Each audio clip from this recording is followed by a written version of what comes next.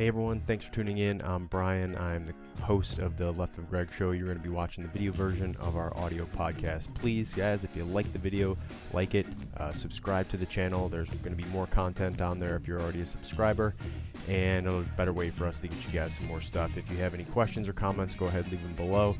Check out our links down below to get a hold of us and to actually find out more places where you can get more information about this. Please like and subscribe. Follow us on Facebook at HBPRNA. Remember, all these cases that we discuss and all the discussions that we have are through the lenses of what we call human behavior, pattern recognition, and analysis. So please like it, share it, tell your friends about it, and we hope you enjoy the show. Thanks. It changes a bit much, but I think we are FarmersOnly.live. live on FarmersOnly.com. So I will be seeing the farming side of the family here shortly in a few days. I'm excited about that. A couple days. Haven't been up to the farm in a long time. So, Greg, we will go ahead and get started today. For those of you just listening, I guess that was our intro on Facebook Live because we're streaming live, so you can always follow me if you want to. But thank you for tuning in. Today, we're talking about a number of topics, but the overall theme is kind of about First Amendment and rights underneath it, where it's going, different examples we've seen, and some of the ones that's kind of spurred up from actually just the article you sent me that just came out a couple days ago or just in the last couple days from down in Louisville. And it was a police major. And I guess, I'm sorry, I already forgot, if her email or sent out an internal email to other police officers in the department regarding current operations with dealing with protesters, dealing with civil unrest, also kind of as a leadership, hey, this is what's going on. And I guess it was somehow leaked. But what happened is she's being relieved of command. And it's interesting because I read through what she said, and she referred Black Lives Matter and Antifa protesters as punks, and was, especially the ones she said who jumped on the bandwagon yesterday because they became woke. But she said, do not deserve a second glance or thought from us. So real quick, the word she's using, I guess maybe might have been offensive in like 1940 or something, but doesn't seem like it would be today. So that's I was kind of interested by the language. But what she was doing, in my perspective, the way I took it, is that she kind of downplayed who these people were, meaning what everyone's calling protesters, which generally have been turning into riots and looting. But what she said was pointing out that there's issues where these protesters are what's called doxing different police officers, putting out their information about where they live and personal information. And what she was reassuring her officers was, hey, we're taking care of this. We've had some incidences. I hope we don't have to do it. And she said, just know I got your back.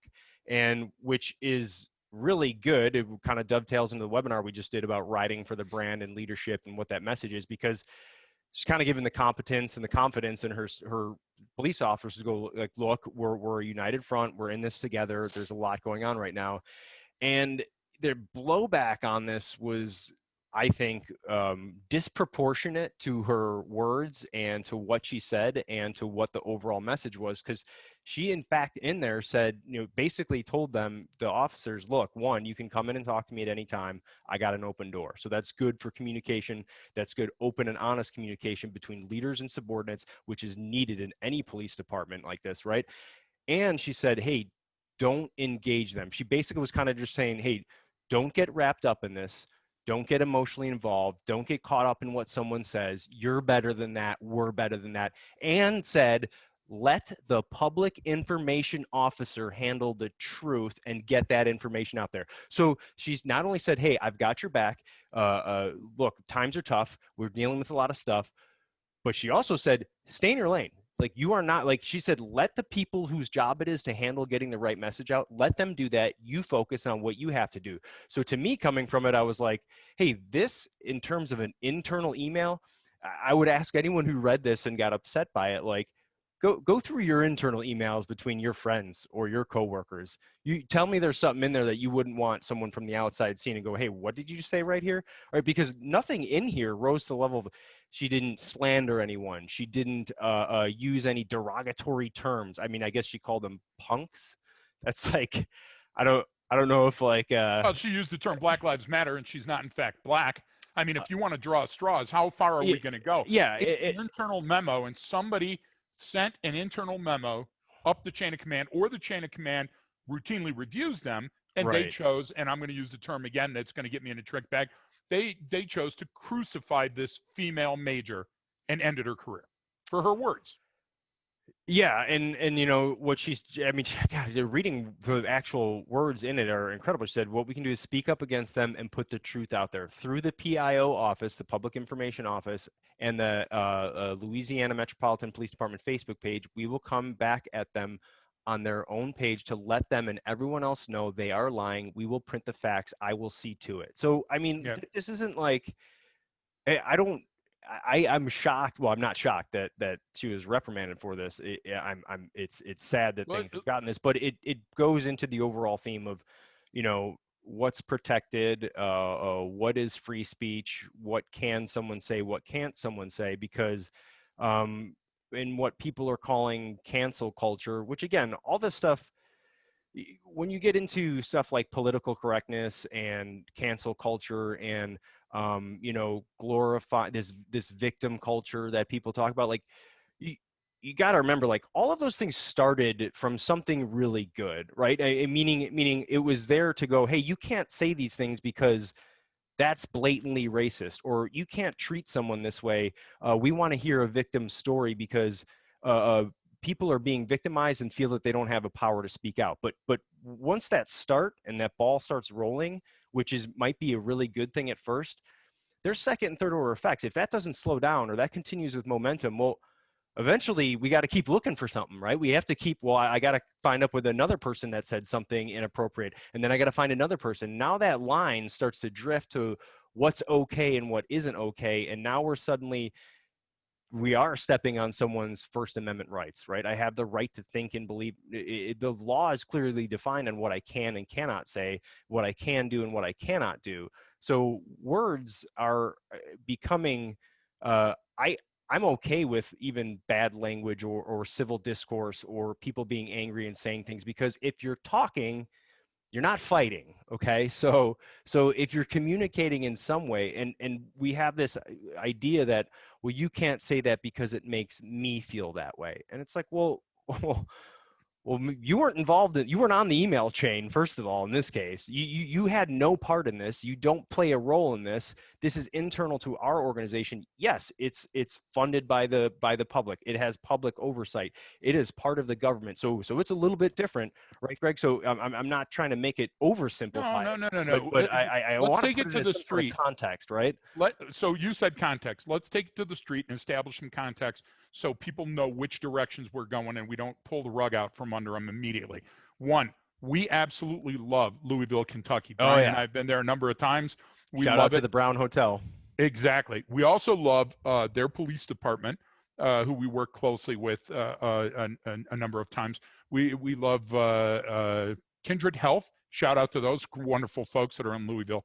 Brian, I apologize for not remembering the female major's name, but I want to put things in context here. For her to be a female in police work and be a major of that agency, that means that she has considerable time on the ground Yeah. and that she was a mover and a shaker. That's one thing that we have to remember.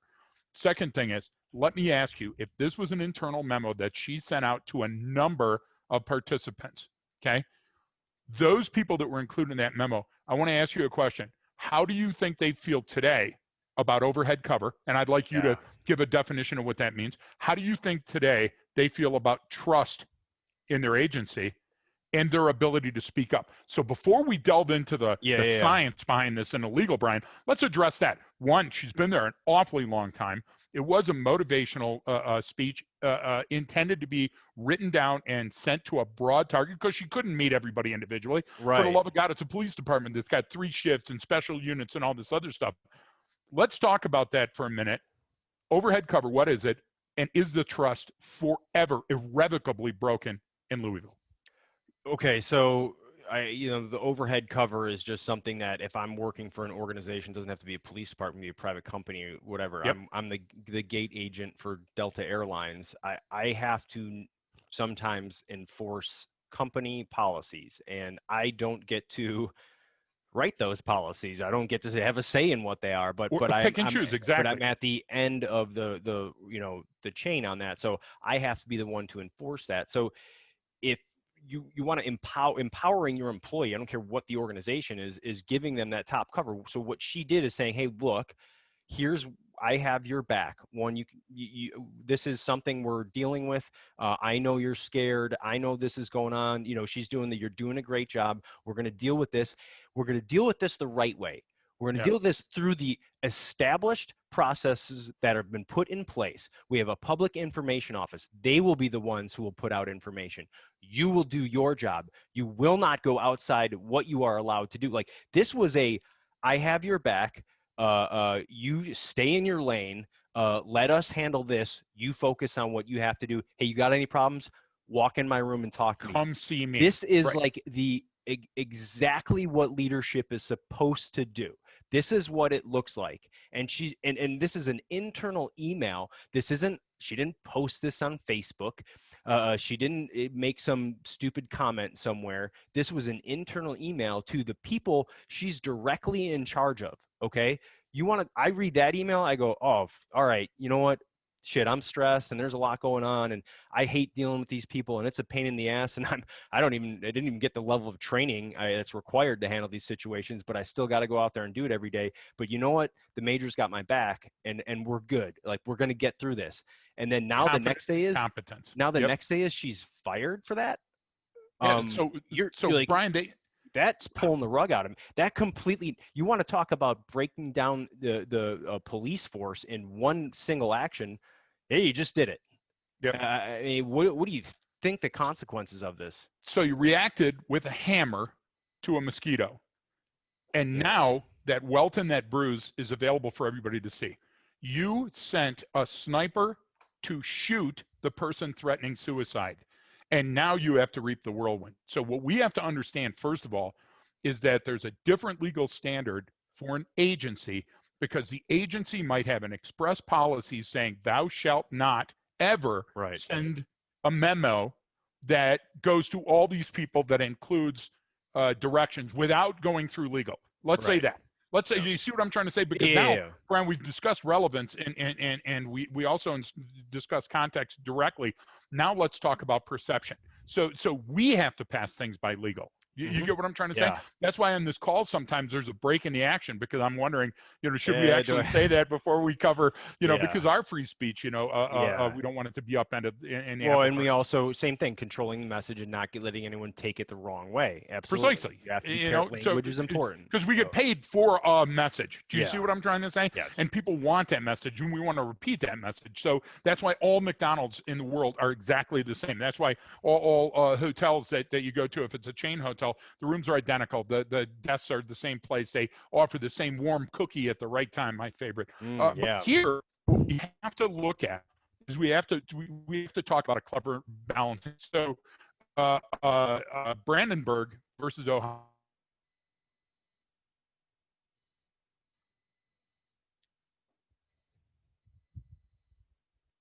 Hey, Greg, I kind of lost you on audio there. You said Brandenburg versus Ohio. Yeah, Brandenburg versus Ohio. Okay, yeah, start back over there. Just lost you a little bit on audio. It kind of got a little jumbled, and then so you were on. That means a message is coming in, or I'm having a stroke, folks. So Brandenburg versus Ohio. Please do your homework. Go back, take a look. Case law is fun stuff to study. So in Brandenburg, and I'll 411 it for you. I'll get it down to street level. It says, hey, you can't punish somebody for their speech unless that speech incites imminent lawless action. So here, she may have a great lawsuit saying, listen, you violated my free speech by castigating me, by firing me, by forcing me into retirement, by censuring me, when all I was doing is my job. Now, the problem again exists. Is there an interoffice memo that said nobody shall hit enter? Right. So if she was fired for her free speech, Brian, there's an argument. If she was fired because she violated internal policy. Now, so folks, you need to understand that there's more to this than meets the eye. This is not Well, we hope it's not some knee-jerk reaction, right, Brian?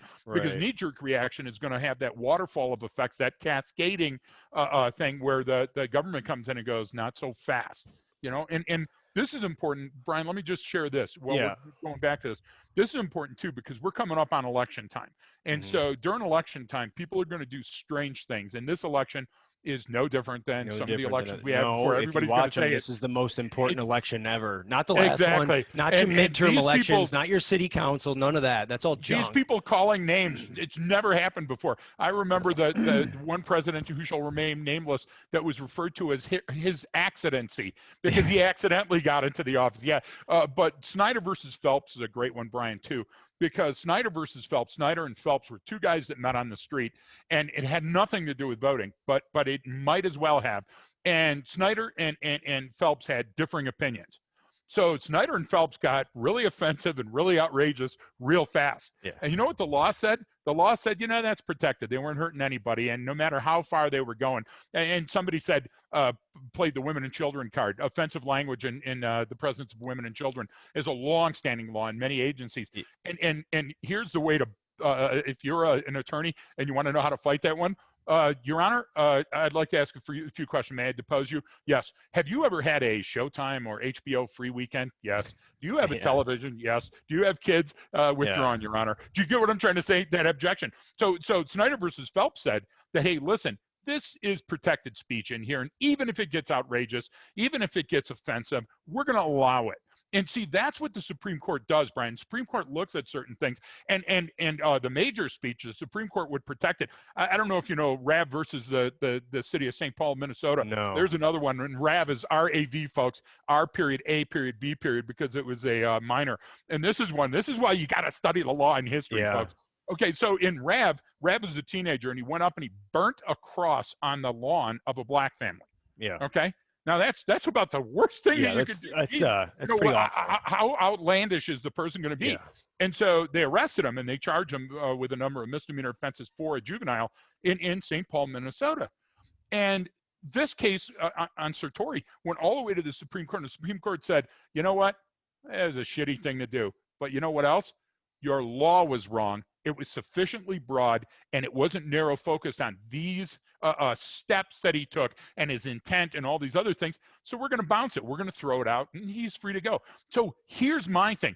If you want to define what speech is, you have to constantly go back to the First Amendment and take a look at what protections are offered and Supreme Court decisions. Because if you don't, you think you have an opinion. Can you imagine Snyder and Phelps walking up on them arguing and a copper saying, hey, you guys got to keep it down or I'll throw you in jail? Holy crap. You see, if you don't know the law, Brian, you're going to come up against it. You're going to butt heads with it. Right. And you bring up a good point about, hey, it's the Supreme Court decisions that generally kind of flesh these out, that a tactical level, sort of how they work, right, at that street level, comment. Because it's not clearly defined. A lot of things are broad on purpose because you're not always going to know what the circumstances are. And it's not until one of those circumstances happen, right, that it gets challenged. And that's no different than any law, but I don't care what it is. There's always some unintended consequences. There is no, hey, this law is all good, because 5 years from there, there's going to be someone that gets arrested or prosecuted under that law, and they're going to go, wait a minute, this is not what this meant for. So that's where we see this stuff play out. But the point I'm sure you're trying to make too is, like, we don't get to arbitrarily say, you can't say that, or you can't say this. And I know people like to use all these oversimplified and terrible explanations. It's like the whole, if you yell fire in a crowded theater and people get trampled, like, it's like the John Valjean. Yeah, he stole a loaf of bread, but his family was poor and they were hungry. It's like, that never happened. Okay, that never happened. So it never did happen. It was an author writing a dream, So that's that. But what's interesting about this is, how does an internal email, which an official email, I'm assuming internal to a municipal police department, has some level of confidentiality to it, at least, or I don't know, almost like, the military has classification systems for classified material and what it leads to, but meaning I understand that we as a public citizen will are allowed access to that at some point for some reason, but I don't assume it's just expected to be seen in the public domain, right? And that's an important distinguishment. One, because what people are willing to say, but two, what protection that has. Because if law enforcement, if you're working under the color of law as a dutiful, you are employed by a law enforcement agency, you are enrolled, you are on the clock, you are performing your duties, you will fall under a different set of rights, right? So good and bad, meaning some to protect you and some to protect the public, right? Meaning there's two sides to that coin. So I don't, and I know we're having this discussion without deep diving into these specific policies and details, but that's okay, because it's just what in this is, I'm just asking you if you have any, can clarify what that would be. Would they have any type of internal way of saying, or I don't know how to put, like literally, like it's not, it's for official use only. This wasn't meant to be in the public domain. But I want you. Let's go back to logic, Brian. Let's like if what big, is that? what's That big thing L word? Yeah. Holy shit! What did I say? No. What's that thing that I never can remember it. Sheldon on Big Bang Theory grabs that little ball and he pulls it out, and that sphere is really huge, and that's what you just things. Yeah. So you just did that, right?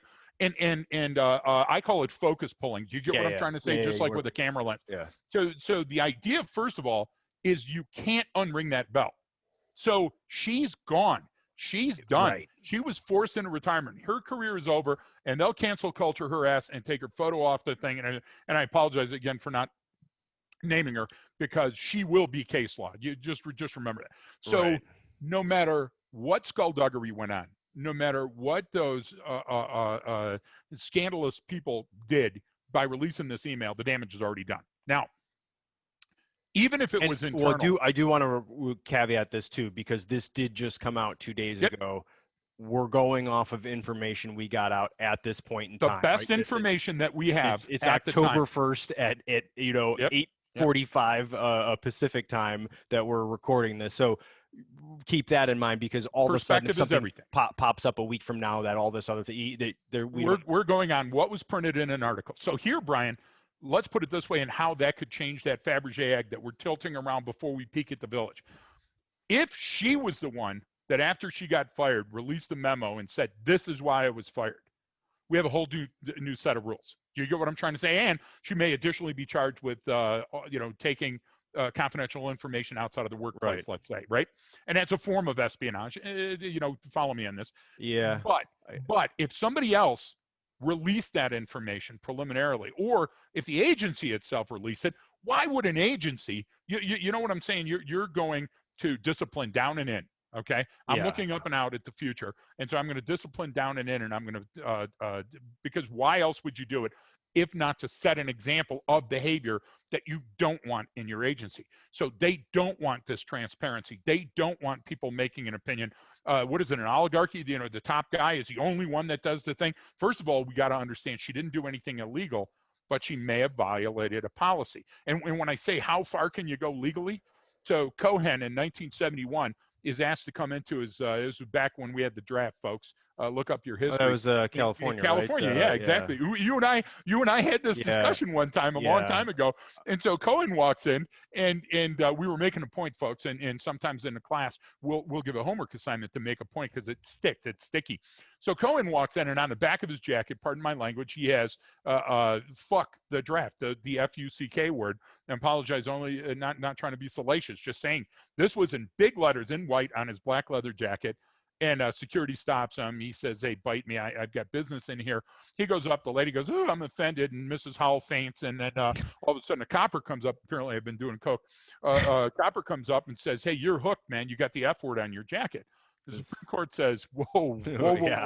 Okay, this is protected under his First Amendment rights. And even though we don't like it, Brian, even though it offends me personally, he's got the absolute right to do that, even in a government building, and especially in a government building in front of other people. This is his form of expression. So then we go back to Brandenburg, and it says we can't, punish the speech unless it's inciting a riot. And you can't, like here's the thing people don't know. A police officer's peace cannot be disturbed.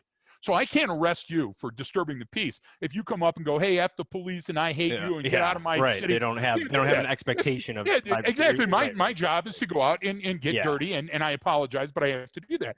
But then we get Chaplinsky and Chaplinsky versus New Hampshire much later, and Chaplinsky says, hey, listen, unless it's fighting words, yeah. relax. I don't You know know, that. Shank is I'm trying to another great remember case that on one, fighting words. but So here's the idea. If you're using Shank was a battlefield one where Shank started publishing things saying nobody should go to war, do this, and America was embroiled and getting amped up after Pearl Harbor to go to World War II. yeah. Do you get what I'm trying to say? And they said, hey, this is critical to the mission. So this guy's actually impeding us being able to get people to fight a war. And so that's the one where we get clear and present danger. You remember hearing that? Right. I So saw the movie. Yeah, so it's a good movie, actually. It's about a 5-hour movie, Yeah. but it's got a lot of action. But in Chaplinsky, it's specifically like, for example, Brian, if we're in a bar and I go, F you, and a copper comes up and goes, obscene language in the presence of women and children, you're disturbing the peace and hooks me. No, you can't do that, okay? Can't do it, right. But if I say, hey, you F and F, I'm going to rip your head off and shit down your neck, and I want to fight. Okay, now those things are likely to incite. That's lawlessness. That's going to get people in braille, and well, that's wrong. That's more. It's that could become a threat, a verbal assault, which demonstrates it could demonstrate intent. So like there's a higher you can legally then at that point make the argument that, hey, this is now likely to cause this based on. So are you saying that you have artifacts and evidence to support that reasonable conclusion? Right. So do you see how when we follow, Brian, scientists don't have the answers. Scientists ask the right question. Yeah, so the right question to ask is, what's the precedent? That's a word that everyone in our audience that watches us or listens to us hears us repeat all the time. What's the precedent? What has the stock market done? What has the Supreme Court done? And now I think that's what casts the pall on the Louisville Police Department. What have they done, and what can we resurrect? This speaks to exactly kind of what we discuss. And folks, I keep referring to the webinar stuff that we have, you can, if you follow us on social media, you can get access to it, and same thing at the website, but links and watch stuff. But we just did one we called Riding for the Brand, who's the voice of your company.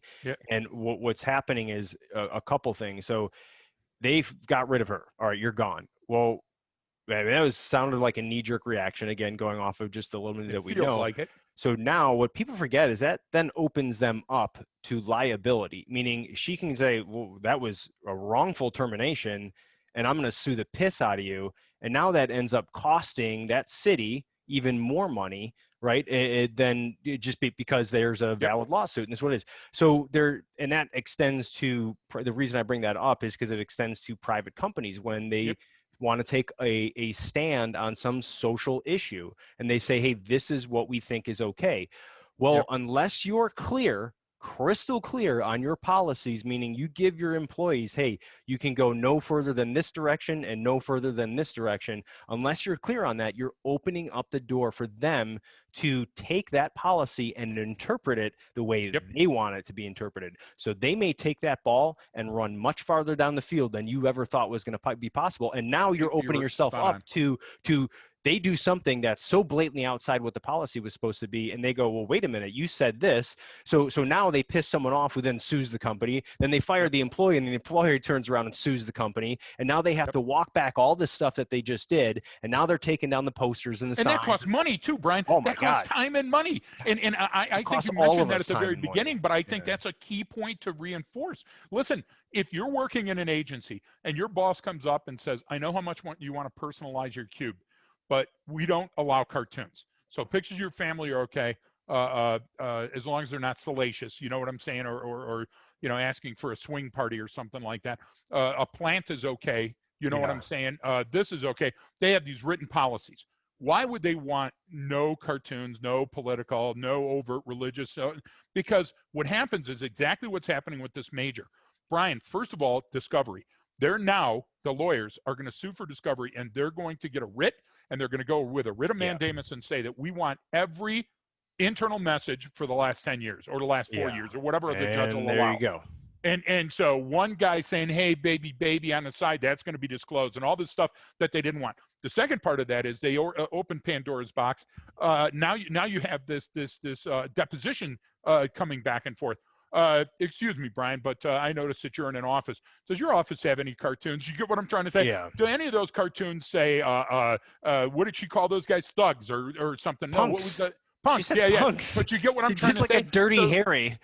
but Like, listen, today, and what's going on today, when somebody says punks, they're typing and reading their blog, right? They go, yeah. punks, look it up. And some guy goes, 1872, it was used on a It was, slave ship in this. And they yeah. immediately meant that. And another guy goes, no, it was used by a NASA scientist to It, talk about aliens. You see, this everybody has a it's balancing it act. sounds like a mom talking about some kids in the neighborhood. Like Exactly. that's the feel I get from this Exactly. message. Take Like the high road. Don't go. that's the That's message. what I felt when you I'm said that. assuming the subject line in the email was take the high road because That's that's how it. the message came Well, out. that and only because you were born close to Scotland. So that's part of your history. And you bastard So for carving in Rome. I don't want to bring that one up. yeah, that's a different case. No, but this is important. No, All you're right, right so on. I kind of want to get a little bit back to we're talking about First Amendment rights. Yeah. And now there are, and we also kind of discussed how some things are different with law enforcement versus the normal citizen, or specifically a law enforcement, I guess, working under the color of law, right? Meaning Yes. gainfully employed by PD on the job. Like they have certain restrictions, right? Just like military, like you're not supposed to go to political rallies Yes. or in uniform, especially. Like you cannot be in Yes. uniform at some political day because what you're implicitly doing is it's almost as if you're saying the armed forces or my branch of service is endorsing Endorses. this candidate. Yes. You cannot Yes. ever do that. So there's certain rules that apply to some people that don't apply to others, and so one of that comes in law enforcement. But this is different than what we see in like the example of the guy, I think it was up in the Pacific Northwest, the police officer who did some rant on Facebook or Instagram inside of his patrol car. Yep. While on duty. Yep. He was exercising his First Amendment right. But explain to No, he me how wasn't. that doesn't. Yeah. No, he wasn't. So people Yeah, say, yeah. hey, so because remember all of this. One, I'm a very, very ardent supporter of our free speech laws in this country. Yep. We have it better than anywhere. And I don't get just one thing I want to say about those, because they are vital to a democracy. I absolutely agree. I don't give a shit if you don't like what someone say. That's the beauty of it. You don't have to like what they say. You don't have to agree with it. You don't have to support it, but you have to let them say it. And I think the more you say, no, you can't say that. I always give the example of the local Ku Klux Klan is going to have a rally in a city. And you're like, no, we can't let them spew that hate speech. It's like, what do you think that's going to do to them? Do you think that's going to make them want to go, oh, yeah, you're right, we probably shouldn't be talking like this. This is bad. No, it's going to make them fight even harder. So you got to let people talk. I'm okay with that. You don't have to like it. And we have clearly defined rules. So jump back to, sorry, I'm just a very big supporter So here, let's put it in context. Are so important. Our CEO and I had a situation where we had to go on duty and protect a parade that was going to be the Ku Klux Klan in our town. Where we worked back in the day. Okay. We accidentally contracted the flu and weren't available to work that shift. Why? Because we voted with our feet. And even though they had free speech, it offended me so much that I decided to stay home, which was not illegal. I exercised my right to absent myself from the situation. Now, here's the big question, and I'm going to go to your rant question specifically, but let me give a flashlight before we go laser, Brian. When does graffiti become vandalism? When does graffiti change from vandalism to be art? And doesn't free speech apply in both? Well, no, it doesn't. No. And so if you can answer that, if you're a legal scholar and you're out there watching, okay, we expose our weaknesses in our jugular every time we come on this podcast, because we're talking about opinion-based testimony and science.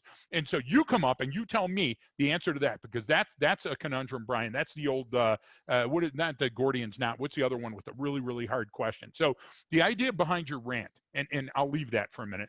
The idea behind your rant is this: he had no right to post that to Facebook or Instagram or wherever. The police officer in the police car on exactly duty. right. Why? Because you're exactly right. Color of law goes both ways. You're representative of that law enforcement agency, which you're bound by state and local and federal laws, and it should be local, state, and federal folks.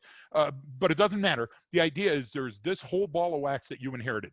Marked police car in full uniform on duty under somebody other's pay with the auspices that the badge gives you more and greater responsibilities Yep. in that society. So for you to come up and say something that's your opinion-based testimony in that context, you can't Nope. do it. Do you get what Yeah. I'm trying to say? We're in a unique situation, Brian, because I can't fire you, you can't fire me, and Shelly's working to keep the lights on. You get what I'm saying? Unless she comes off the top rail, I think we're safe, Yeah, right? Shelley's the only But one who can tell us to go pound sand. exactly, and if she Neither of does, us you are should gonna. probably listen. You Neither know? of us are going to do anything about it. I'm just going to listen. Okay, and just say okay a lot. Yeah. All right. But if you say what again? But the idea, Brian, is he did not have the right to say that. It's like you think about this jurisdiction. You vote a mayor in, and then the mayor cannot unilaterally decide at the beginning of the community meeting, hey, listen, we're going to do a closed door session. There's rules for that. Yeah. There's rules that govern that. And I'm not talking about Roger's rules of order. I'm talking about laws that say you can't do those discussions behind closed doors, right? So just as the Treasury the treasurer for your agency has to keep his stuff in a row and send in the taxes and do all the right stuff. There's certain laws and procedures that cover your mouth. And I would tell you, I would caution any CEO out there, your message is discoverable. If you're Instagramming and you're part of the mass that works at an agency and you go, hey, it really blows working for McDonald's, that's one thing. Yeah. But if you're Ray Kroc, that's a complete other thing. So I don't think Ray Kroc's gonna be posting on Facebook anytime soon. Dude, but, you never know, the fourth dimension. But let's go to that gray area, right? So what that officer we were talking about, sitting in his patrol car, going on some rant about his own political beliefs and what he thinks. Hey, that's great. You're allowed to have those.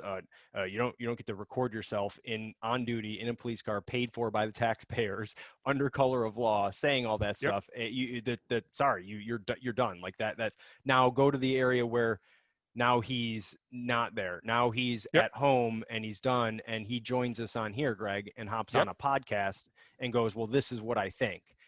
Now that's different because one, it's covered under free speech and First Amendment unless there is some departmental policy that he agreed to that said you will not go on here and do this, or this. You will. Now there's guidelines in there. There's left and right lateral limits. There's probably ways he could get around or whatever. But meaning unless it's clearly defined, he can do that. That's within his rights, right? And if he makes a mistake, Brian, I think that's that's an ancillary argument.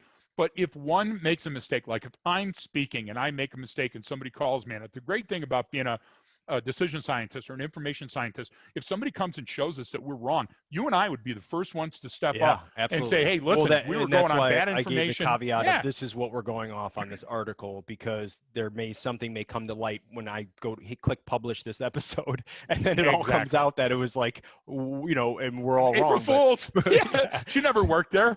Some homeless thing. No, but Brian, listen to me. If we make a mistake, okay, if that person makes a mistake, why are we going with the nuclear trigger on this one? It appears to be, for example, that guy deserved to be fired because he violated a policy and he posted stuff that could have caused irreparable harm. And you're saying, yeah, but the message, listen, we're not care about the message. Yes, we're not the arbiters of whether the message was right or wrong. That's not my job. Exactly. And it's not, but here's the thing.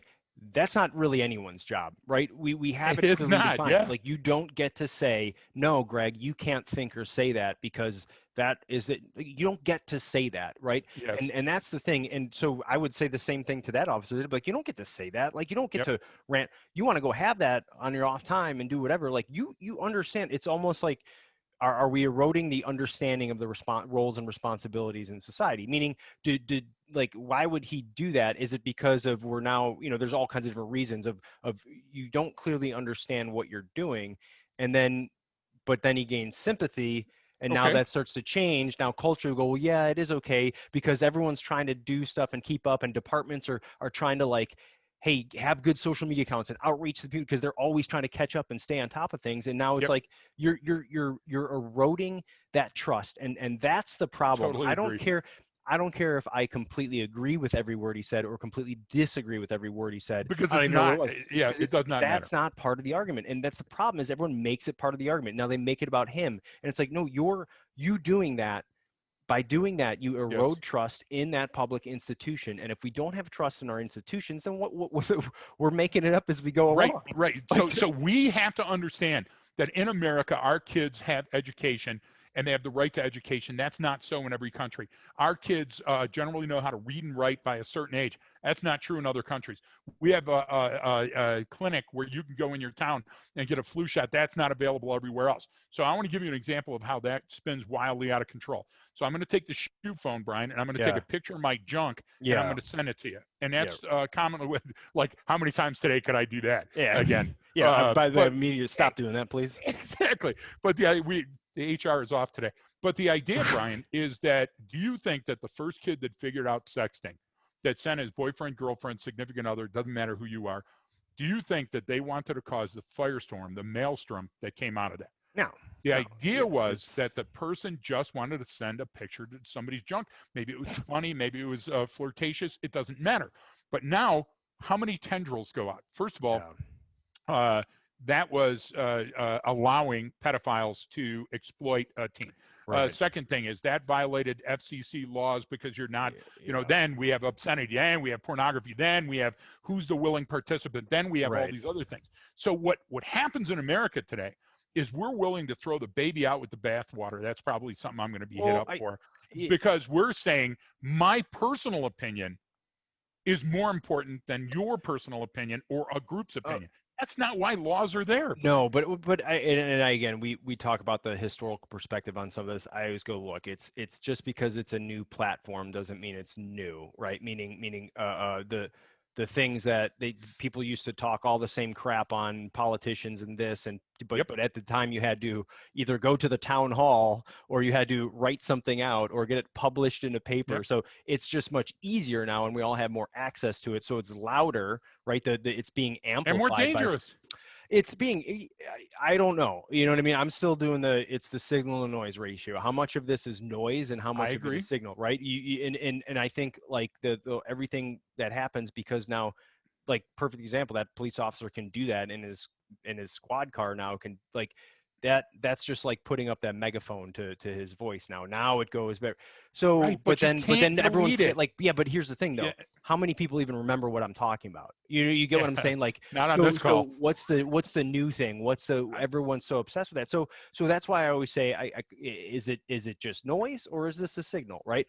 And the other thing is with when it comes to the free speech laws, look, they're defined. Yes, they are. It's not and don't give the I always love the read the Constitution. If anyone says that, just tell them to shut up, because that's the dumbest thing I've ever heard. But where this plays out is you rattled off probably 15 different case laws right now that pertain specifically to this issue, right? And so that's where it gets played out.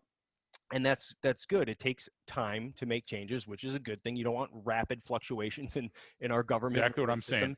And it's a system of checks and balances, and that has to get tested. Well, it doesn't get tested. You don't get to beta test a law, right? You don't get to do let's do a simulation on that law and see how it plays out, and then adjust it before we enact it. That's not how it works, right? It's not a computer game. It's not hey, I do predictive analytics and I have this data company. Yeah, your shit sucks because it's not that great. And I know people think it is, but it's not. Look at all the problems that are coming from it. So you don't get to do that with laws. So you have to enact them. And I'm convinced that when politicians enact laws or bills, they pass those, it is in good faith. They truly believe that what they're doing is going to have the intended effect that they want out of it. And everyone who signs their name on that goes, yes, this is good. My constituents will like this. This is good for the American people. Let's pass this, right? And then what happens? It goes into law. And then we start to go, oh, here's where all the Were we a little early? Hang on, wait a minute. This wasn't the intent.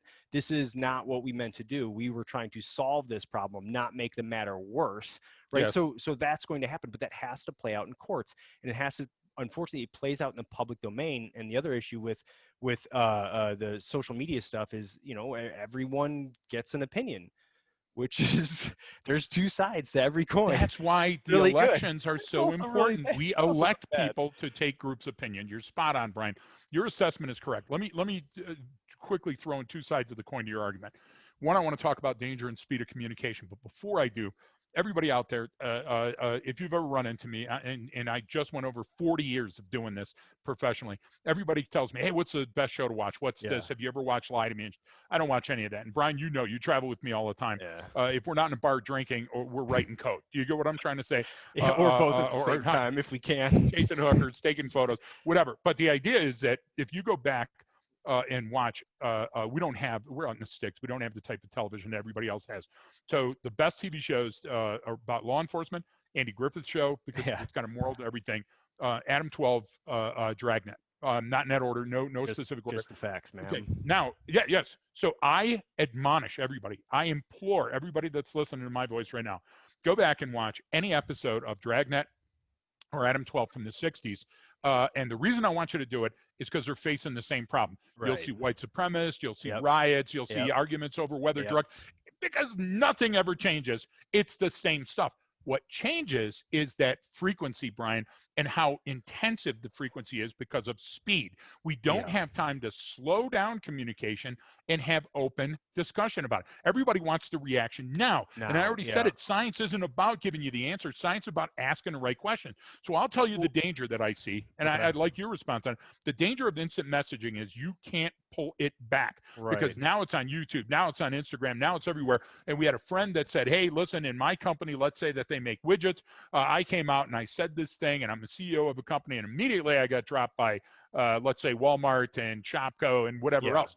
Listen, it's not the same rules. It's not the same environment. Even though the laws are the same, perspective has changed that they're going to judge you before all the facts are in. So a warning to anybody that's out there. If you wrote it down, if you said it, if you printed it, if you sent that picture of you in your knickers, it's discoverable and it's out there somewhere. So Brian, rein it in. Yeah. Do you see what I'm trying to say? You're falling in with the punk term using also knickers, which is. Oh my gosh. I can't say knickers. No. And now somebody right now is calling in and going, hey, that's a Proud Boy. I actually just meant that's not a term that's used anymore. So it's just a British term for your underwear. I wasn't going anywhere. Oh my gosh. But no. Well, you bring up a point about asking the right question, and yes, and that's inherently difficult, right? We all want the answer. Like we all want to go, oh, this is why this happened.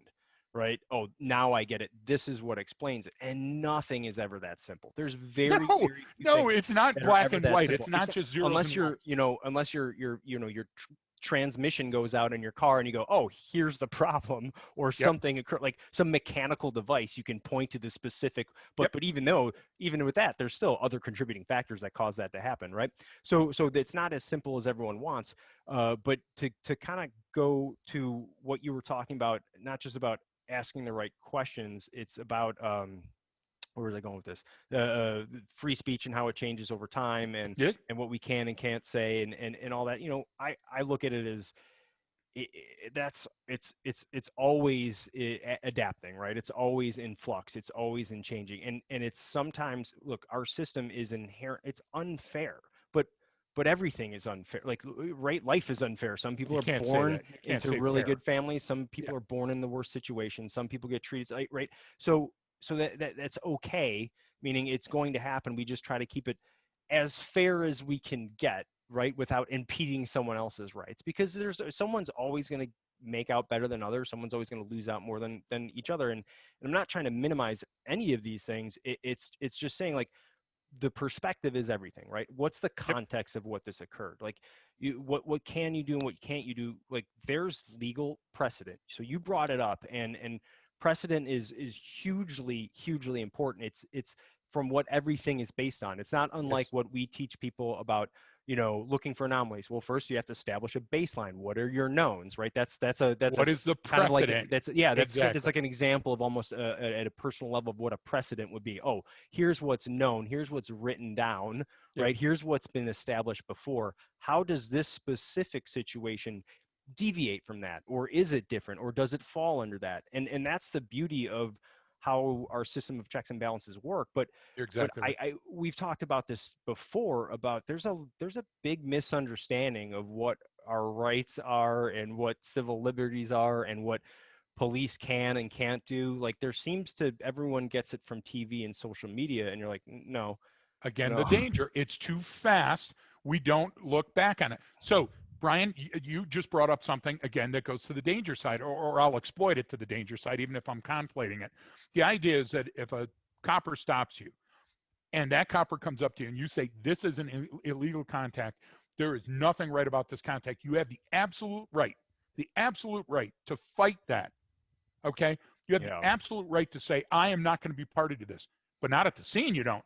You have it in the courts. Do you understand? So you can't say that I've decided that your action as a police officer is wrong. So therefore, I'm not going to submit to you patting down my outer clothing. You get what I'm trying to say? And therefore, we're going to get in a scrum. No, you have the right to say I was wrong, and that's called recourse. Okay, Right. and so then you do that recourse by talking to the an attorney or going to the desk sergeant or going and suing somebody. That's what's been lost, Brian. Flash to bang meant that there was time for us to cool and think and calm heads, Well, prepare it, and discuss and write opinion pieces. We don't do that now. no, I agree with you on that in terms of the flash to bang and the speed at which Yes. these things happen, right? So I don't think it's anything new. It's just No. it happens faster and therefore and louder, right? So that also leads to a number of issues, right? If it's louder, we think it's a bigger problem. Where how much of this stuff that's been going on forever did you ever hear about 10, 20, 30, 40 years ago? Yep. Now again, there's always two sides to that coin. Yep. That's a bad thing in a lot of situations because we weren't hearing about very, very serious inequities or very serious issues or people not being treated under properly under the color of law or not been given the civil liberties that they deserve. But how, that's why I go back to the signal noise is this happening more frequently or is it just each event No. louder? And No. it's how we deal with it though is what your good point, which I agree with, is it's now become a, I mean, and part of this is because of the beast of what social media is and specifically we're talking about law enforcement, their police departments wanting to put information out there. What did every press conference used to say? Everyone hated because it was like, well, hang on, we got to wait for the investigation. Hey, I know you all want answers, No, but we've we got want to it now. process. Hey, look, this is going to take some, like that was always, hey, we don't have any updates yet because they were doing what? Because they were investigating the situation. Yep. Now it's all right, here's what we know. It's like, whoa, this thing just happened 5 minutes ago. And it's like, hey, we know this is what we have. This is what's going on. We're already doing this. And you're like, how do you have all this information already? How have you conducted a thorough investigation already? You just hit on a caper, Brian, that was just in the news, and I apologize for not having the facts in front of me. A future podcast, perhaps. And a couple of coppers and a prosecuting attorney and somebody else got fired. They were doing a live police show on television that's no longer on television. It just happened, folks. I think this happened within the last like 24 or 48 hours. And these guys got fired because they destroyed evidence that happened. That was in Texas or something, I think. Yeah. Yes, a traffic stop. The traffic stop turned into a vehicle pursuit. The vehicle pursuit proceeded for 22 minutes. The person that had a heart attack or something, congenital heart failure. Yeah. So what happened is when lawsuits come in, they talk about proximate cause. So if you were the supervisor on duty and you didn't call off that pursuit, even if you didn't know all the facts, you understand how people are going to get sued vicariously, right? Yeah. Well, the point though, Brian, is that the information available was so damning or so prejudicial or so important to one side or the other that these folks found, well, we have to destroy it. And guess what? The destruction of the information was the real crime here. The destruction of the artifacts and evidence, the same thing. Listen, we get quotes all the time from people that say, oh, this is much worse than this, with that, and the other. Would you have liked to be around when Genghis Khan was riding a horse? Yeah. You get what I'm saying? I get that. You can't do that. You can't balance yin and yang. What you can say, though, is you can say it was wrong for them to destroy the evidence. Why? Because we had the right to know, and it had the right to be judged in a court of law. So due process on that suspect, whether he was guilty or not, Brian, whether the pursuit, somebody's going to say, hey, a 22-minute pursuit, hey, he's a felon anyway. Doesn't matter. He did not get his day in court. And that's, I think, the real issue here, is that you're going to be judged for what you say now.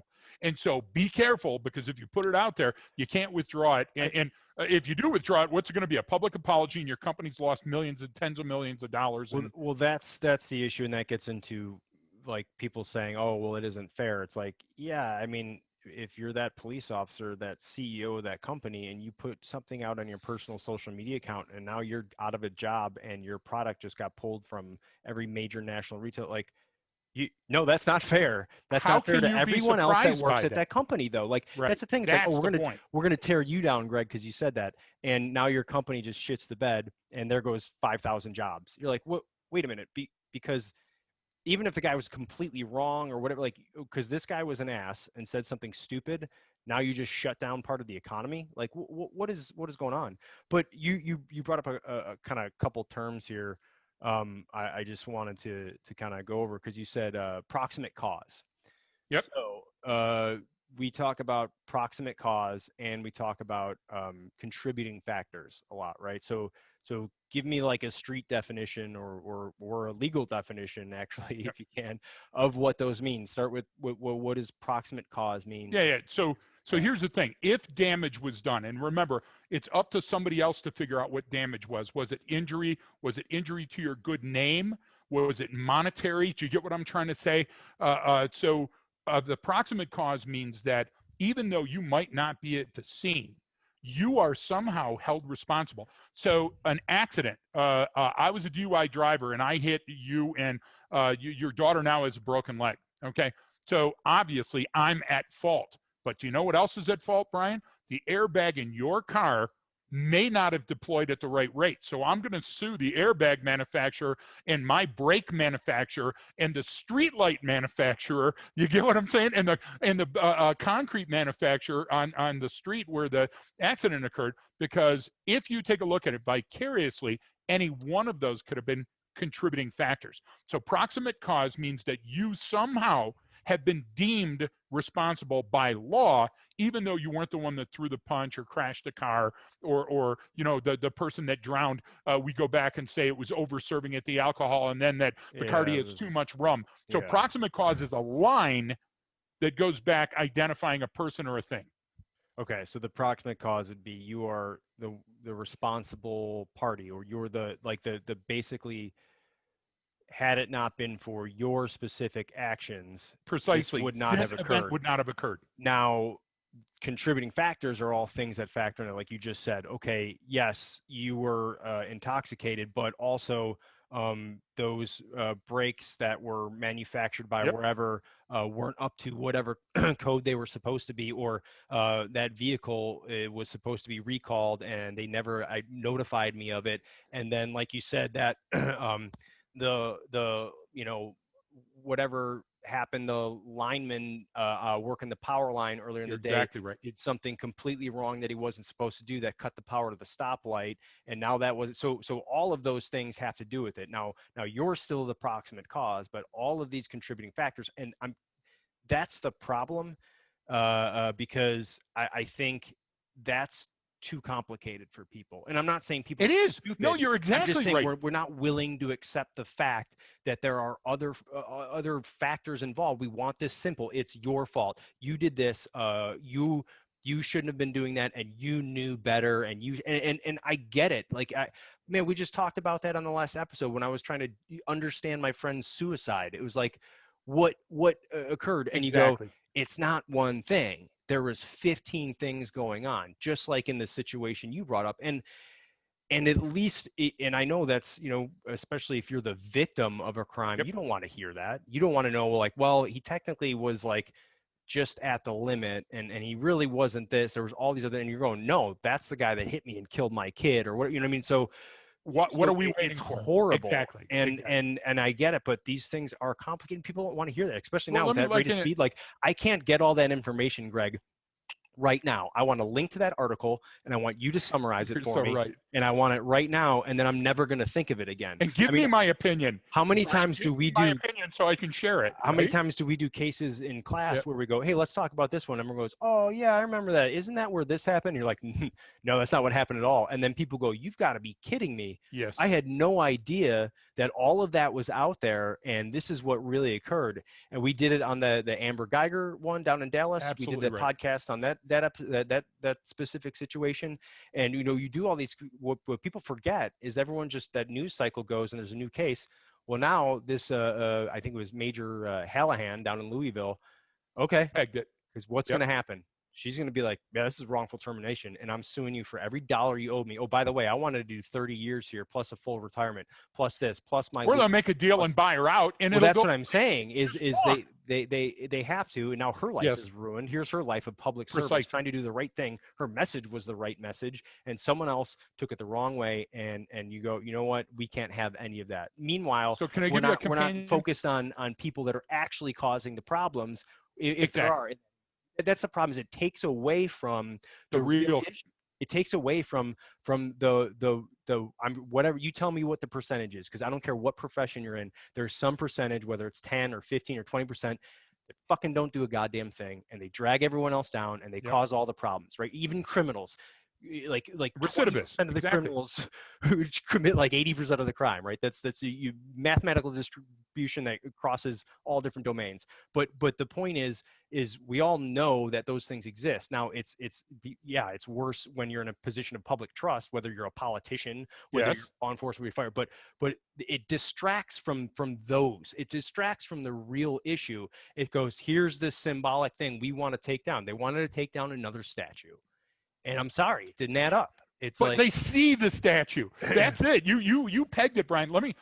I want to just throw in a companion argument. Okay, you understand that God, Buddha, Vishnu, Allah, does not matter what your religion is, or if you do not choose religion, because human behavior profiling, human behavior pattern recognition analysis works on anomalies and profiling anomalies, so it has nothing to do with any of those things. But there are religions in the world, and people that say they practice religions until and unless their kid gets sick. Then they're the first person yelling on a bully pulpit saying, how would a God allow this to happen to a child, or the tornado or something? Look, I love my God, but I also love my science. And the idea is that I dig deeper so I don't make a fool of myself every time I open my mouth. And one of the ways I do that is context, and the other one is relevance. And the third, I guess, would be I take a look at the historical perspective and see the way decisions had been made before me to guide my decisions going forward. And that's called precedent. Well, and you bring up a great point. You said, religion, and then you talk about science. That people think that those are competing interests, and they're absolutely not. Actually, they don't have to be. The history of science is directly tied to most major religions, because that's where the knowledge was. So you can, with the Muslims were the one who, everything we know about astrophysics came from them. The Catholic Church has centuries of scientists working for them, astronomers, all of this stuff. So, but I would go one step above just religion, and I would say ideology versus science, because your ideology could be religious, social, cultural, whatever it is, racial, whatever, I don't know, sexual ideology. There's probably a million of them out there of different types of ideologies, and that doesn't have to compete with or come in conflict with the scientific method, with precedent, legal precedent, with data and information and scientific theories. Remember, theory is something that's been proven, folks. If it's just your opinion, that's called a hypothesis. So use language. Language is an important one. We can't even agree upon language, Greg.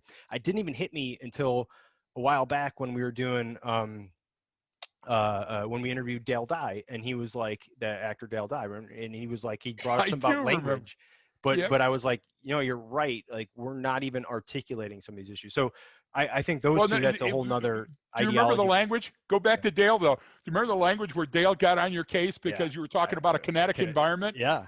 And Dale, please call us back. What's going on? We were supposed to do a pod with one of your friends, but I'm on the back end in comms with them. So wait a minute. What? Okay, that didn't come out right. You were talking about language. That didn't come out at all right. Yeah, it was talking about language. No, but this is, I don't know how we got over to ideology versus science, but I think what it is you have to use a framework to look at these cases, and you have to. And the law is such a framework. Yes. It is. It's one of the many frameworks you can use, actually, right? It's not just law. It's science. It's politics. It's this. Whatever you want to do, you can. Right, but use survival. Your lenses. The survival of a concept, Brian. Code of Hammurabi. There's no nation in the world where homicide is legal. but killing of a human being can be legal in combat or after that person's been adjudicated as, requiring the death penalty or whatever else. And we're still arguing about those. So as concrete, and I say concrete because Hammurabi's codes were written in stone, literally and literally. figuratively. Yeah. Do you see what I'm trying to say? We're still fighting with those. So don't bring new issues because of the speed of communication. So I guess, because the overarching theme here is, the future of the First Amendment, all of this free speech stuff goes into it. And obviously, social media is a big one, and how it's used and the way people use it and what you can and can't say. And then people say, well, you can't block me out for doing this. And I'm like, that's a private company that runs your app there, buddy. They can do whatever the heck they want. Anything they want. They could tell you to go pound sand. They can boot you off. Like, if it's their community guidelines to write. So if they feel that you violated something, no one cares what you think. It's their platform, and which is interesting. And you knew that going in. Yeah, well, no, I don't think people understand what that means. Wait a minute. When you hit, how many times do we get something from a company? You accept and it's 9 pages long, and we accept the terms. And Brian, you're saying that people routinely disregard them. Things on television where it say, hey, listen, lose 15 pounds by Christmas, right? And people are going in there saying, well, they lied to me. They didn't lie to you. Right in the small print, it tells you the boilerplate version and warned you. We just didn't listen, or we didn't assume. We didn't know what we should have known, Brian. So knowing everything that we discussed, let's go and let's answer the question. What is the future of the First Amendment? I mean, is it being tested more now than it ever has been? Or is this, like we say, this continues? And because what is the future then? I mean, I'll put it this answer, way, and I don't want to No, but I don't want to be nebulous about this. Yeah. We understand that with the planets and our solar system and the sun and the Milky Way and going out further, okay, sooner or later, our sun is going to do what other suns did. And the precedent that's been set by other suns is turn into a white dwarf or whatever is going to happen. I'm not an astrologer or an astronomer, and I'm no scientist. Yeah. But the idea is going to be the Earth's going to cool. We're going to spin out of orbit, and there's no longer going to be a habitable Earth for us. Okay, that's what's going to happen with the First Amendment. It's always going to be there. It may be a dead star decaying somewhere in an orbit of a new galaxy, but the First Amendment is as strong today as it was then. And the Supreme Court, nobody's got to worry about the Supreme Court, because when cases go before them, they choose right all the time. They might not choose right for your side, but guess what? In a ball game, there's winners and there's losers, Brian. But that doesn't mean that after the game is lost, we discontinue baseball.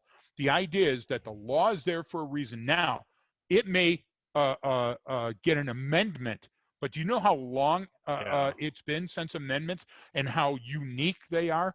So right now, everything's okay. Things are going to get better. Yeah, it's a contentious election, and yeah, we have COVID, but it's no different than anything else, Brian. It'll even out like Wall Street and get better. Well, that comment alone is, this is the most important election of your, like, you do realize you're negating everything that came before that then, and you're saying, oh, no, none of that mattered. Well, at the time, at the time, it really fucking mattered, actually. Well, and, so hey, you know what I mean? Remember Hillary Clinton with the glass ceiling, and they showed the picture, and she didn't make president, so they didn't get to break the glass ceiling. And somewhere Cleopatra is going, you bastard, how dare you? Do you get what I'm trying to say? Listen, we discount what came before because of confirmation bias. We want to think that we're in the most important generation at the most important time, and that nothing equates to what we're doing. Coppers have had this kind of problem before. Look back at Kent State. Look back at the Democratic National Convention. Look back at all the things that have happened in our history.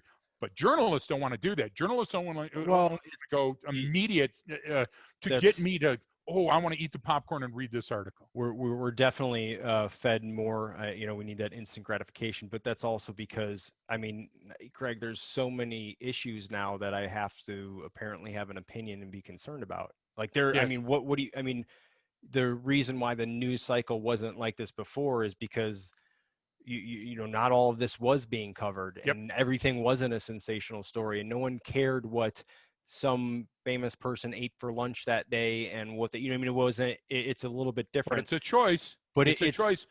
Albert Einstein chose not to wear socks because he thought they were stupid.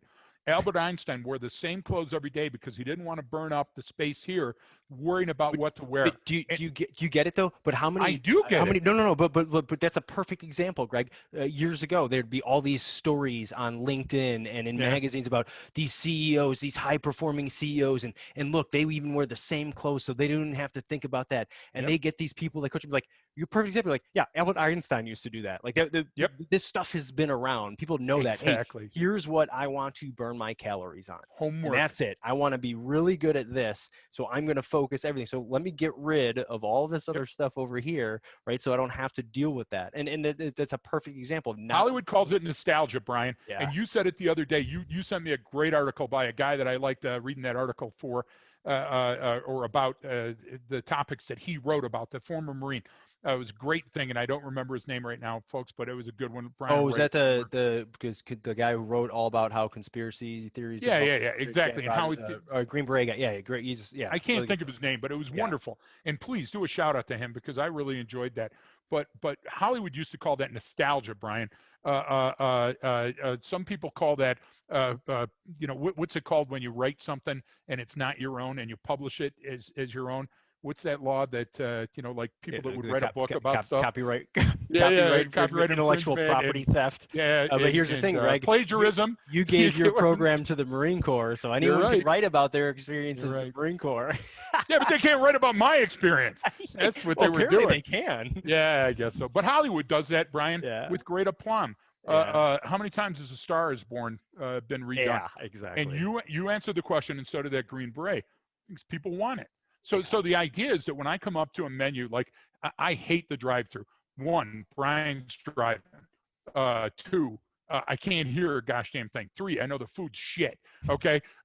So then what happens is I come up and there's 900 things on the menu. And you're going to say, wow, isn't it great that we have so many more choices on Wikipedia or the internet? Yeah. And I'm going to say, no, it was much better when I had a few choices and I could read about those choices and learn more about it. I think the speed of social information is causing these ripple effects. And Brian, I think that your astute observation about signal to noise is the answer. First Amendment's going to be around for a great long time because this too is going to settle down.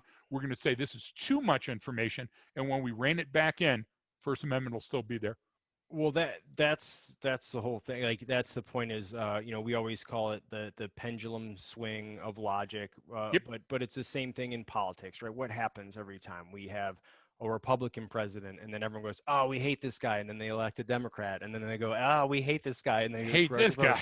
and that's those percentages. I mean, I look at that. That's a good thing. Right. Meaning we're kind of like we're not so divisive. We're not so divided on issues.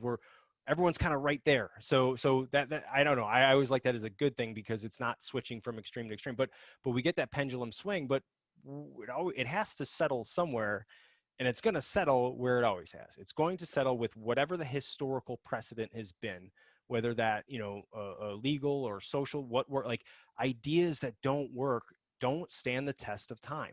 They just don't. And you can find examples throughout history, and it's just, but time is relative, so it may have been 100 or 200 years before it went away. That's the thing that we're not looking at. So it could be a flash in the pan, or it could be protracted over a long period of time, because time doesn't matter when we're looking at the continuum, Brian. When we're looking at the state of everything. Well, you brought up Einstein. It's completely relative, right? So and that's a good point, because maybe before it took 100 years or 200 years for a really bad idea to die out. And then now it might be days or weeks. Well, that's what I'm saying is we don't know what that is, but those bad ideas don't. The point is they don't stand the test of time. They don't continue forward. I'm a huge proponent of evolutionary biology, and you could apply that all across the board, right? We constantly adapt. So whatever it is that we come to is what it is meant to be, right? That is what it will be, or that'll get corrected. You know what I'm saying? Like it's not I just think it probably those, I guess, to keep with the biology example, those genetic mutations happen faster now, but they don't in humans, and they don't in the way we think, and they don't in the way we interact. They do sometimes socially or remember, electronically. We adapt to a phone now. Back when I was growing up, we had the rotary phone. Back when I was a cop, the Motorola was so big you were never going to hide it. The Kel was something that you had to duct tape to your chest. You get what I'm trying to say Yeah. for low band communications, and now you'd never be able to find that. But Brian, there's a learning curve too, and don't sit there and tell me about the constitutionality of something. You know, in my truck on the visor, I've got my Constitution. Yeah. It's never far from me. Don't go up and try to battle somebody like your dad about the law, because you know what? Those folks do their homework. So you know how you battle them? You do your homework. Do, I do can your call homework. people fat because I'm a fat ass. So I can get into that realm in that fight. But that excludes you, Brian, I'll- because you're in good shape. I'm just saying, study, fight harder, and smarter. So I'll post links to specifically some of the cases that you brought up. So Yeah. if people want to, they can get the backstory and do a little bit of reading on it, and I'll post up what they are. But Write us a specific question. Well, that's a good point. There is someone that was kind of reaching out here on Facebook as we were going live, saying like how he was arrested and beaten or something for not doing anything, and I just sent him the email address and said, "Well, email us the case." Because it's an open-ended question. Oh, how come And I'm sorry how if come it was innocent wrong. people get arrested? It's like, well, that's a very I don't know if that happened. Like, you have to give me a specific example. Like we sometimes we all overgeneralize, right? We have to make our way There's through the bad world, right? cops, there were bad Yeah, arrests. There's a bad library. I went to a bad 7-Eleven. there's a And I'm bad sorry for your caper, but tell us more about it. We might have an answer. yeah. And thanks for listening. There's bad doctors. I'm assuming this is part of the Marin clan, just so you know. How does medical malpractice still such a major issue in our country? Well, because there's bad doctors out there. You're right. I don't. We're not making light of your personal situation. No. If you feel you've been wrong, there's a way out of it. Yeah. Well, I think that's a pretty good point to end on there, Greg. Unless you have something else you want to add about the future. I have nothing, but I do know that training changes behavior. Oh, you can't steal my line. I'm not letting you get the last word. Yeah, like you've never stolen anything of mine. Yeah. So no. That's what is it? It's a remake or a what does Hollywood have the different names Yeah, for? we call that the left of bank theory. I'd watch that show. All right, man. Well, everyone, don't forget to check out the links in the episode. Yeah. Please follow. And thanks for joining us too. Yeah, appreciate you joining. Always, you can follow me on Facebook as well for when we pop up on here live, and then you can ask questions as we go. Sometimes we get good ones. Sometimes it's just my buddy Dan saying that he loves me, which is fine. I appreciate the praise too, and so that's it's all good. But follow us along on there. Send us your questions. Tell your friends about it. And if you do like it, please scroll down to hit the 5-star rating button. All that stuff really helps. And honestly, just sharing it with your friends and getting the message out there helps a lot. So thank you so much for tuning in. And don't forget that training changes behavior.